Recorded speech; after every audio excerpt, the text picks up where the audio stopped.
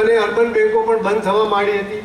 એ સંજોગોમાં એમણે સહકારી ક્ષેત્રને બચાવવા એટલે અર્બન બેન્કોને મદદ કરવા માટેની એક લિક્વિડિટી સહાય યોજના શરૂ કરી. એ ઉપરાંત જે બનાવ કમનસીબ બન્યો માધુપુરાનો એવો બીજી કોઈ સંસ્થામાં સાથે ના બને એ માટે સહકારી કાયદામાં સુધારા કરાયા અને આમ એમણે સહકારી ક્ષેત્રને ફરીથી મજબૂતાઈ બક્ષી. આમ બંને વખતે આપણને જો મદદરૂપ થયા હોત તો અમિતભાઈ શાહ હતા અને એના કારણે આજે ગુજરાત એ સહકારી ક્ષેત્રે રોલ મોડેલ બની શક્યું છે. અમિતભાઈ સાહેબ જ્યારે રાજ્યમાં ગૃહમંત્રી તરીકે નિયુક્ત થયા ત્યારે તેમણે આ બેંકનો કાર્યભાર આપણા ખૂબ બાહોશ ચેરમેન એવા શ્રી અજયભાઈ સાહેબને સોંપ્યો. અજયભાઈ સાહેબે આ બેંકના વહીવટમાં આમૂલ પરિવર્તન કર્યું અને એમણે એમના ચીધેલા માર્ગ ઉપર રહી અને બેંકને વધુ ને વધુ મજબૂત કરવાના પ્રયત્નો કર્યા. એમના સમયમાં બેંકમાં જે પ્રગતિ થઈ છે એ આપ જોઈ શકો છો.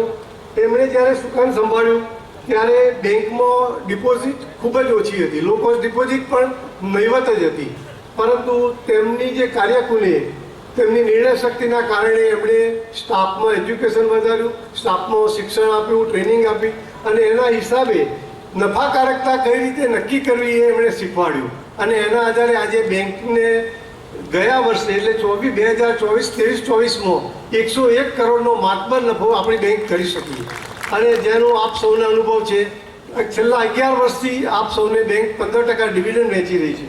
બેંકની આજે 10,382 કરોડ રૂપિયાની ડિપોઝિટ થઈ છે. બેંક પાસે 17,000 કરોડથી વધારે બિઝનેસ છે. બેંકની લો કોસ્ટ ડિપોઝિટની વાત કરીએ તો લગભગ 5,000 કરોડ જેટલી લો કોસ્ટ ડિપોઝિટ છે, જે ખરેખર આપણી નફાકારકતા માટેનું બહુ આવશ્યક જરૂરી જે વસ્તુ છે. બેંકે ટોટલ ધિરાણ કર્યું છે 7,001 કરોડનું, જેમાંથી એગ્રીકલ્ચર ક્ષેત્રનું ધિરાણ ગણીએ તો 6,000 કરોડનું ધિરાણ છે. એટલે કે બેંકનું 87% જેટલું ધિરાણ માત્ર ને માત્ર એગ્રીકલ્ચર ક્ષેત્રમાં કરવામાં આવ્યું છે. અને આમ છતાંય સાહેબે વસૂલાતમાં પણ ક્યાંય કચાશ ના રાખી.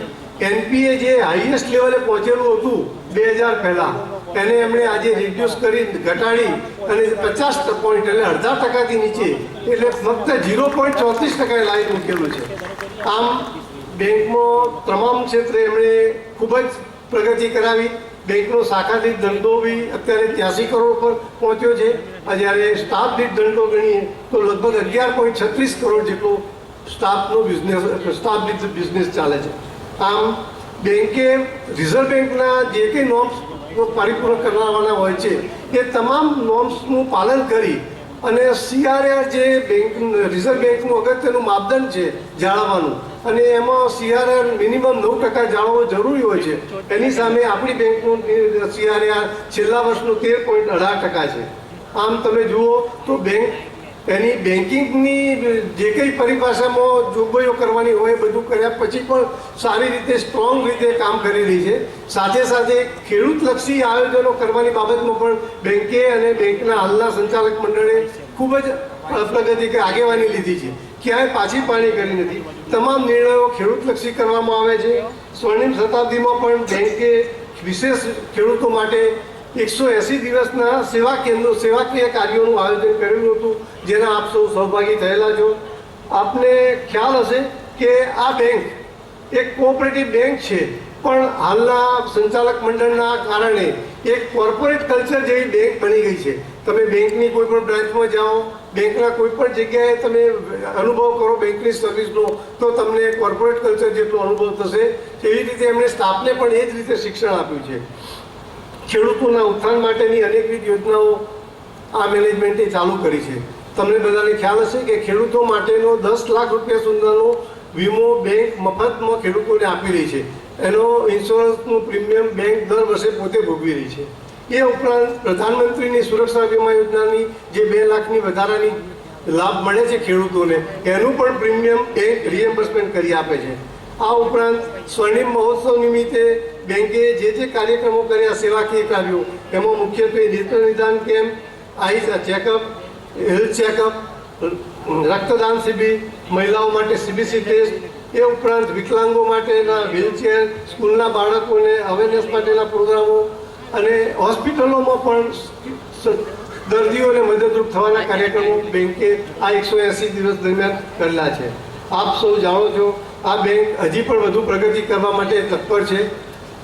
હમણાં થોડાક સમય પહેલાં આપણા માનનીય આદરણીય પ્રધાનમંત્રી શ્રી નરેન્દ્રભાઈ મોદી સાહેબે એક સૂત્ર આપ્યું હતું, સહકાર સે સમૃદ્ધિ. સહકાર સે સમૃદ્ધિના સૂત્રને માનનીય અમિતભાઈ સાહેબે વધારે આગળ વધાવી અને એવું કીધું કે કોઓપરેટિવ એમોંગ્સ કોઓપરેશન, એટલે કોઓપરેશન એમોંગ્સ કોઓપરેટિવ, સહકારિતામાં સહકાર. એટલે સહકારની કોઈ પણ સંસ્થાએ સહકારની બહાર નહીં જવાનું. એટલે આપ સૌને અમારી ખાસ નમ્ર અપીલ છે કે આપ કોઈ પણ સંસ્થા સાથે જોડાયેલા હો, સહકારી સંસ્થા સાથે, આપના પરિવારજનોના, આપના મિત્ર વર્તુળના તમામના વ્યવહારો, નાણાકીય વ્યવહારો, ધંધાકીય વ્યવહારો બધા જ સહકારી બેંક મારફતે કરશો તો આ બેંક હજુ પણ જે કંઈ વધુ પ્રગતિ કરશે તેમાં આપનું યોગદાન રહેશે. અને બેંકનું હંમેશા એક જ સૂત્ર રહ્યું છે કે બેંકનો ઉદ્દેશ નફાકીય છે જ નહીં, સેવાકીય છે. એટલે નફાનો મોટો ભાગ માત્ર જિલ્લાના ખેડૂતોના સેવાકીય કામોમાં જ વાપરવામાં આવશે. આટલું કંઈ હું વધારે વિશેષ ટાઈમ નથી લેતો. આપ સૌનું ફરીથી સ્વાગત કરી વિરમું છું. Thank you. ખૂબ ખૂબ આભાર કિરીટભાઈ. અને હવે 100 વર્ષની સફળ સફરની એક ઝલક નિહાળીએ ફિલ્મના માધ્યમથી.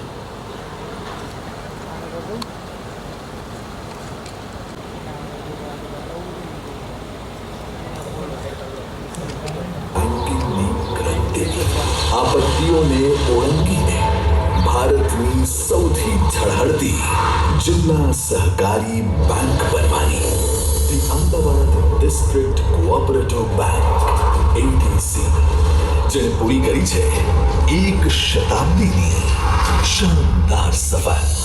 આપણું ગુજરાત, જ્યાં પૂજ્ય મહાત્મા ગાંધીના નેતૃત્વમાં સરદાર વલ્લભભાઈ પટેલે સહકારી આંદોલનના બીજ વાવ્યા.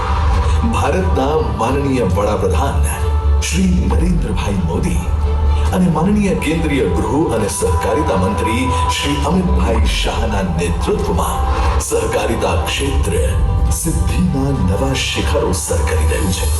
એડીસી બેંકની શરૂઆત થઈ 1922માં દસક્રોઈ તાલુકા કોઓપરેટિવ ફેડરેશન તરીકે, જે 1925માં બન્યું દસક્રોઈ કોઓપરેટિવ બેન્કિંગ યુનિયન. અમદાવાદના ગાંધી રોડ પર બાલા હનુમાન નજીક એક નાનકડી ઓફિસ અને માત્ર ₹11,730 ના શેર ભંડોળ સાથે શરૂ થયેલ એડીસી બેંક આજે ₹800 કરોડથી વધુના ભંડોળ સાથે 208 બ્રાન્ચનું વિરાટ વટવૃક્ષ બની ચૂકી છે. 100 વર્ષની સફરમાં બેંકે અનેક ચઢાવ ઉતાર જોયા છે, પરંતુ 1990નો દાયકો બેંક માટે અનેક આપત્તિઓ લઈને આવ્યો. બેંક બુક લોસમાં આવી, તેના અસ્તિત્વ સામે પ્રશ્નાર્થ ઊભો થયો. 21મી સદીની શરૂઆત એડીસી બેંક માટે સ્વર્ણકાળ લઈને આવી, જ્યારે ગુજરાતના મુખ્યમંત્રી તરીકેનો પદભાર સંભાળ્યો શ્રી નરેન્દ્રભાઈ મોદીએ અને ખોટમાં આવેલી એડીસી બેંકની ધુરા સંભાળી યુવા આગેવાન શ્રી અમિતભાઈ શાહે. અને ગુજરાતમાં શરૂ થયો સરકાર અને સહકારના સાથનો નવો યુગ. વર્ષ 2000માં ચેરમેન તરીકે જવાબદારી સંભાળતાની સાથે જ શ્રી અમિતભાઈએ બેંકને નફો કરતી કરવાની સિંહ ગર્જના કરી. ખેડૂતોને ઓછા વ્યાજે પાક ધિરાણ માટે રાજ્ય સરકારમાંથી ઇન્ટરેસ્ટ સબવેન્શન અને સરકારી બેંકોને મદદ કરવા લિક્વિડિટી સપોર્ટ યોજના શરૂ કરાવી. ખેતી વિષયક મંડળીઓના કમ્પ્યુટરાઇઝેશનની શરૂઆત કરી. સુદ્રઢ નાણાકીય વ્યવસ્થાપનથી તેમણે બેંકને એક જ વર્ષની અંદર પ્રોફિટ મેકિંગ બનાવી દીધી. વર્ષ 2003માં શ્રી અમિતભાઈએ રાજ્ય સરકારમાં જવાબદારી સંભાળતા બેંકના સંચાલનની જવાબદારી સંભાળી શ્રી અજયભાઈ પટેલે, જેમના દૂરંદેશી નેતૃત્વમાં એડીસી બેંકે વીતેલા 2 દાયકામાં ખાતેદારોનો અભૂતપૂર્વ વિશ્વાસ જીત્યો અને નાના માણસની મોટી બેંક તરીકે આગવી ઓળખ પ્રસ્થાપિત કરી. રિઝર્વ બેંકના નિયમોના શિસ્તબદ્ધ પાલન સાથે આજે એડીસી બેંકનો નફો ₹100 કરોડને પાર પહોંચી ચૂક્યો છે. અમદાવાદ જિલ્લાના 670 ગામોની 575થી વધુ મંડળીઓ સાથે જોડાયેલા અનેક પરિવારો માટે આર્થિક સમૃદ્ધિના દ્વાર ખોલ્યા છે એડીસી બેંકે. 15 50,000થી વધુ ખાતેદાર, ₹10,400 કરોડની ડિપોઝિટ અને ₹6,600 કરોડના ધિરાણ સાથે ₹17,000 કરોડથી વધુનો બિઝનેસ ધરાવતી એડીસી બેંક આજે ભારતની અગ્રણી ડિસ્ટ્રિક્ટ કોઓપરેટિવ બેંક બની ચૂકી છે. રિઝર્વ બેંક દ્વારા બેંકો માટે રાખવામાં આવેલ એનપીએની 5%ની મહત્તમ મર્યાદા સામે એડીસી બેંક 0.5%થી પણ ઓછા એનપીએ સાથે એફિશિયન્ટ ફાઇનાન્શિયલ મેનેજમેન્ટની મિસાલ બની છે.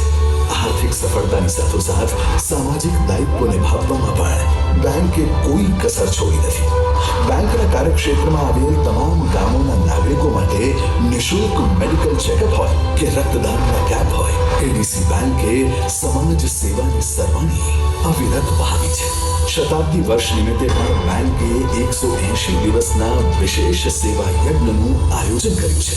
માનનીય વડાપ્રધાન શ્રી નરેન્દ્રભાઈ મોદીએ તેમની ત્રીજી ટર્મમાં ભારતને વિશ્વનું ત્રીજા ક્રમનું સૌથી મોટી અર્થતંત્ર બનાવવાનો સંકલ્પ કર્યો છે, જેને સાકાર કરવા સહકારી બેન્કિંગના માધ્યમથી શ્રેષ્ઠ યોગદાન આપવા પ્રતિબદ્ધ છે એડીસી બેંક.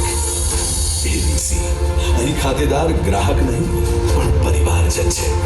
અહીં સસ્મિત સેવા એ જ દિનચર્યા છે. સહકારથી સમૃદ્ધિ એ જ મંત્ર છે.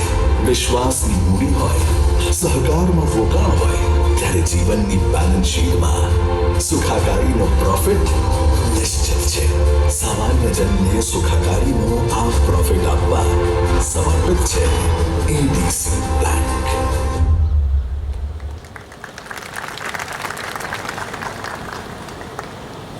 સહકારથી સમૃદ્ધિ, આ સૂત્રને સાર્થક કરતી એડીસી બેંકના 100 વર્ષની સફરને આપણે માત્ર 10 મિનિટમાં નિહાળી અને હવે સ્વર્ણિમ શતાબ્દી મહોત્સવના સેવા યજ્ઞમાં અર્ઘ્ય આપવાનો સમય થયો છે. એટલે કે સામાજિક સેવાકીય પ્રવૃત્તિ. ધી અમદાવાદ ડિસ્ટ્રિક્ટ કોઓપરેટિવ બેંકના સ્વર્ણિમ શતાબ્દી મહોત્સવ અંતર્ગત સામાજિક જવાબદારીના લોકો માટે ચપ્પલ, વિદ્યાર્થી સતર્કતા બુક તથા સાયબર સુરક્ષા બુક સુપ્રત કરવામાં આવશે.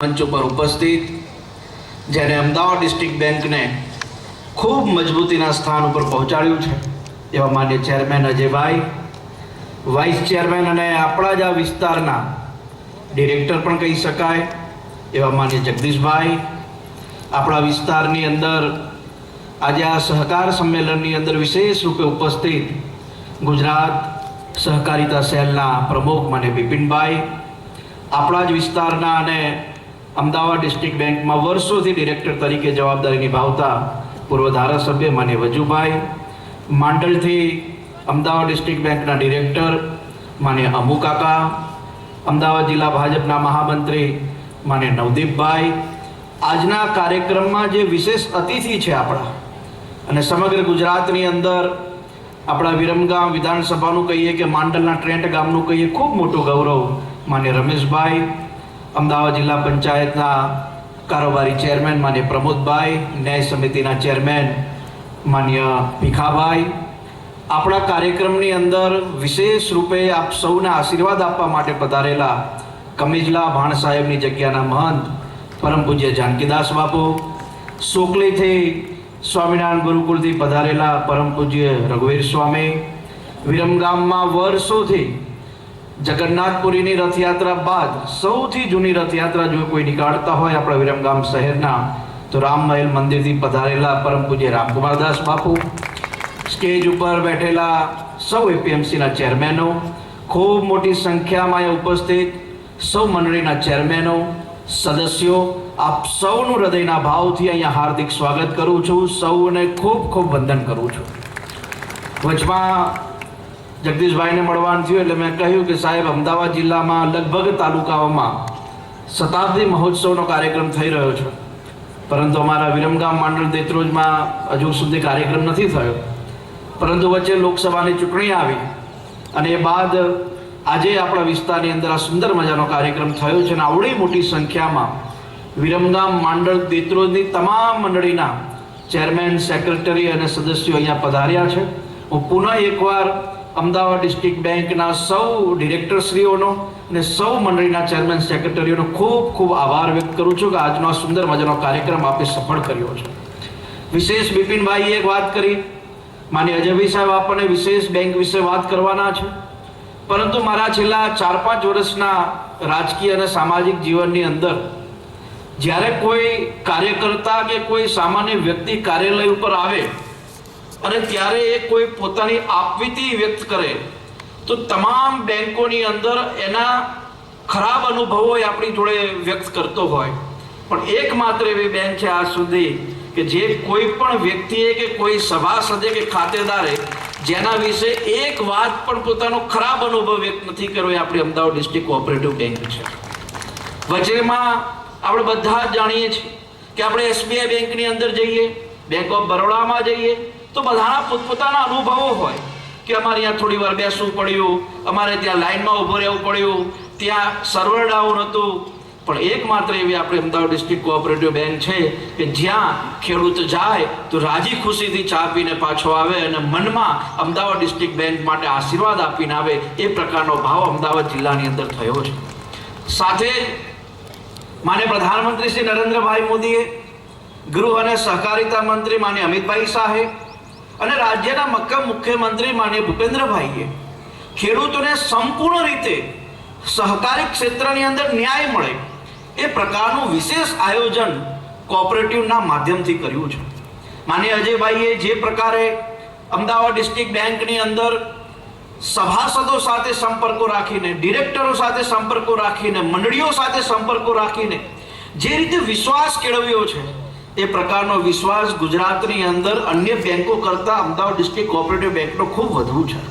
અને માત્ર સભાસદોને ધિરાણ આપવું કે રિકવરી કરવી જ નહીં, પરંતુ આજના કાર્યક્રમની અંદર આ 100 વર્ષના શતાબ્દી મહોત્સવ અનુકૂળમાં આપણને બધા જ ગામની મંડળીઓને, ભજન મંડળીઓને, વિકલાંગોને તમામ રીતે સેવાકીય મદદ કરવાનો પણ ભાવ અને સંકલ્પ એડીસી બેંકે જે કર્યો એ આપણા બધા માટે ગૌરવશાળી સંકલ્પ છે. અને એટલા માટે આપણે બધા જ લોકો એડીસી બેંક ખૂબ મજબૂત બને, એડીસી બેંકની તમામ મંડળીઓ ખૂબ મજબૂત બને, એના માટેનો વિશેષ પ્રયાસ કરતા હોઈએ છીએ.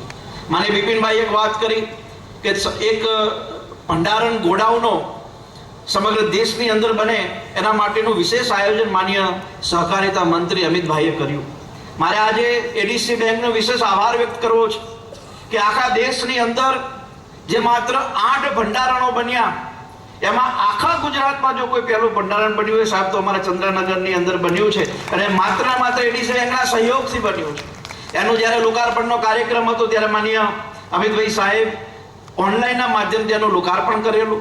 અને એ જ રીતે તમામ મંડળીઓ સશક્ત અને મજબૂત બને એ દિશામાં વિશેષ પ્રયાસો બેંક દ્વારા થઈ રહ્યા છે.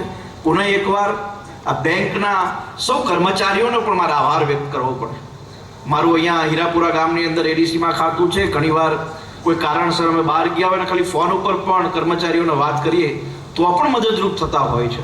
અને માત્ર ધારાસભ્ય તરીકે મને જ નહીં, પરંતુ મારા ગામના અનુભવો, મારા આજુબાજુના ગામના લોકોના અનુભવો એડીસી બેંકના સૌ કર્મચારીઓ માટે પણ ખૂબ પોઝિટિવ હોય છે.